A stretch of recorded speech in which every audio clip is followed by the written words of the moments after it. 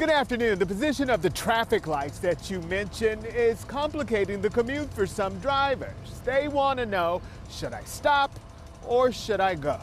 Police say they have found a person of interest in this racing accident, but they cannot make an arrest unless they can prove the person was actually inside of the vehicle that left the scene of the fatality. Police are trying to develop information on suspects in this case. Meanwhile, the victim is recovering from a violent attack on the day he turned 14. Good afternoon. Things are nearly back to normal after an overnight storm sent trees toppling onto streets and had water rising from creeks like this one onto city streets. In the last 2 or 3 minutes that I've been on air, as you can hear in the background as this situation is going off, that was gunfire of some sort. Something has occurred as we were speaking live on air. Firefighters have been fighting this massive fire for going on 35 minutes. This came in at about 4:30 or just after 4:30 here in the 9500 block of Boston. The wind and rain event continued well into the morning. There was a man who was contracted to pick up mail for the United States Post Office. He was parked over there. His truck ended up right here. So guys, I took one for the team. Yeah, Leon Coffey is from Blanco. As a matter of fact, he has been working the rodeo dirt here for 32 years. The self-proclaimed class clown decided to get in front of bulls and protect cowboys some 46 years ago, and today he is still going. Thanks for joining us for Eyewitness News at 10:30. Here's a quick look at the most beautiful city in the world. Jared has a quick look at our weather for us. Jared? It is, in fact, a beautiful city. Thank you so much, Marvin. At this hour, detectives have a death mystery on their hands involving a 23-year-old woman who was found dead inside of her home on the city's southeast side. Investigators say the circumstances surrounding her death are suspicious. Anusha Roy joins us live from the scene with the latest. The San Antonio Four head back to court this month to try to completely exonerate their names for a wrongful sex crime conviction. Meantime, they are the subject of a documentary about their experience. The film is called Southwest Salem, the story of the San Antonio Four. The documentary was screened in Dallas this weekend. You may recall in 1994, 2 young girls, 7 and 9, accused their aunt Elizabeth Ramirez and her 3 friends, Cassandra Rivera, Christy Mayhew, and Ana Vasquez, of sexually assaulting them. All 4 of them were convicted and sentenced to prison until one of the nieces recanted their story back in 2012, 18 years after the accusation. The director of the documentary says they started filming while the women were still behind bars. By 2013, all 4 women were out of prison. Enrollment for San Antonio's Pre-K for SA program ends tonight. If you need to enroll your child, you may still be able to do so online at sanantonio.gov/Pre-K for SA. Pre-K for SA is an all-day pre-kindergarten program for children who are not old enough to enroll in kindergarten classes. Students who qualify don't have to pay tuition. Now, there are a limited amount of spots. Indiana experienced a huge backlash when it passed a religious freedom law that some believe discriminated against gays. Could the same type of law come to Texas? The state legislature might have to answer that question in the next couple of weeks. State Senator Donna Campbell of New Braunfels has proposed a constitutional amendment that is supposedly designed to prevent the government from infringing on religion. Campbell's bill is awaiting a hearing before the Senate State Affairs Committee. If that doesn't happen soon, the amendment might not pass because the session ends on June 1st. A similar measure in the Texas House failed. A Senate subcommittee will meet tomorrow to discuss the repeal of a law that allows children of illegal immigrants to pay in-state tuition at colleges and universities. Some conservatives fear that the law passed back in 2001 encourages immigrants to cross the border illegally to attend school here.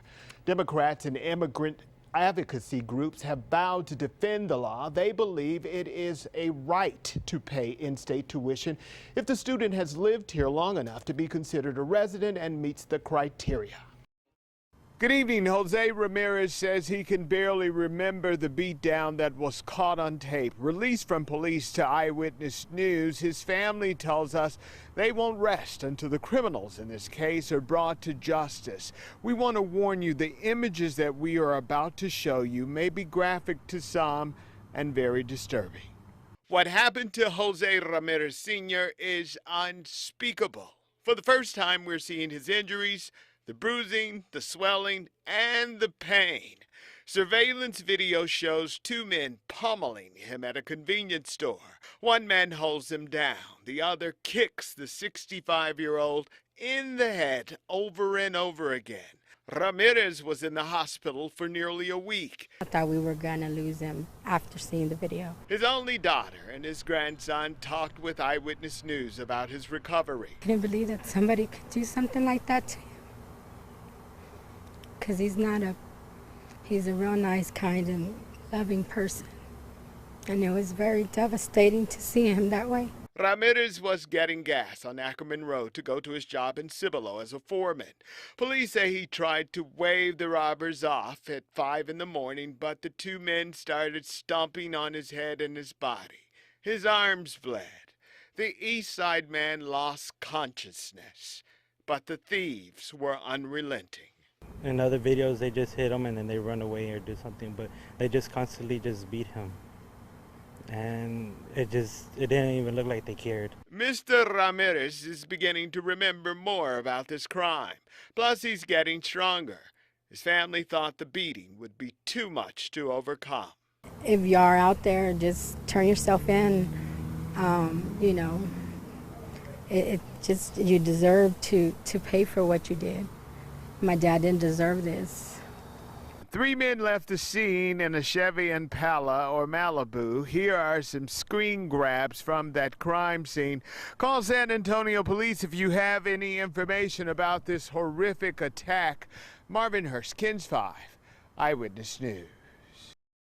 The general and his wife live here at this retirement community. They've been married for 6 decades, but there are times that she does not recognize the man she married because she has Alzheimer's. The disease has changed their lives, but not their life.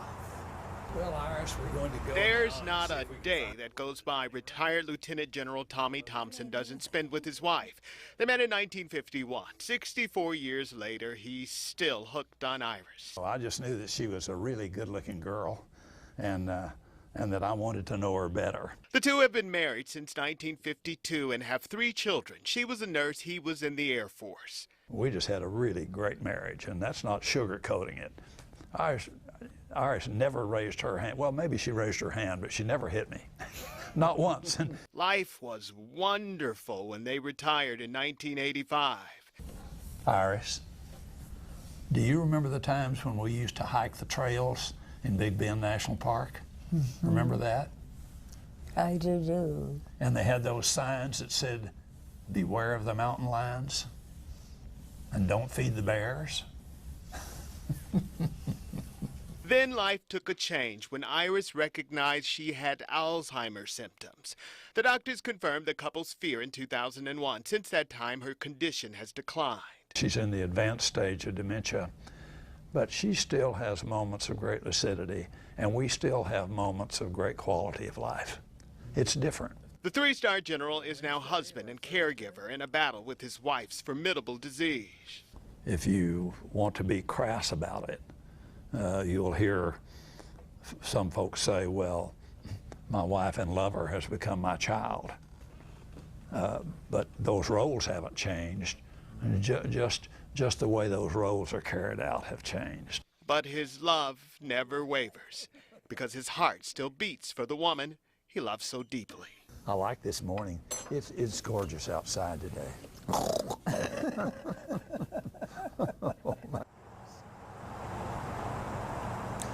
The general says there are no big plans for Valentine's Day, just flowers, dinner, and lots of love with his wife. By the way, Matt and Sarah, every 67 seconds, someone has developed Alzheimer's in this country. That's 3 people since we've been on the air. Back to you guys. When Anna Laura Block walks in the door, everything about her says fiesta. One of her many hats is being a heavy metal queen. Everything's appealing to me with Fiesta. I've never seen a bad medal. Her grandmother planted the seed to collect the Fiesta keepsakes in Ana Laura in 1964. By the mid-1990s, she had become a metalhead. It was started for me by my grandmother, and I just continued and kind of went a little crazy with it. It's really an addiction now, but it's a fun addiction. The piles of colorful pendants on her dining room table are not even the tip of the iceberg, because she has thousands. I don't even know if I could put a limit on it. I've got them stashed in every room. I've got them in Riker mounts where they're kind of like shadow boxes where you can see down in them. I have them in drawers. I have them all over. Let's be honest here. She has around 10,000 Fiesta medals, each with a connection to Fiesta goers. That's the part I like, is mixing with the people, finding their stories out. Each comes with a cause. I coupled my love of Fiesta with my love of animals. I'm president of the Animal Defense League, and so I thought, what a better way, there wasn't a better way, to highlight a little rescued animal on a bottle cap. And of course, each comes with a story. This medal may not be very outstanding to the person looking at it, but when I look at it, the memories flood back of my work at St. PJ's. Ana Laura goes to at least 3 Fiesta events during the 10-day party to extend her collection. She buys some on eBay and even goes to garage sales in search of the colorful pins. That's why she's been the medal-toting champion of Fiesta's Pin Pandemonium for 3 years straight, and San Antonio's Medal Queen. I will never stop, and I never have enough medals.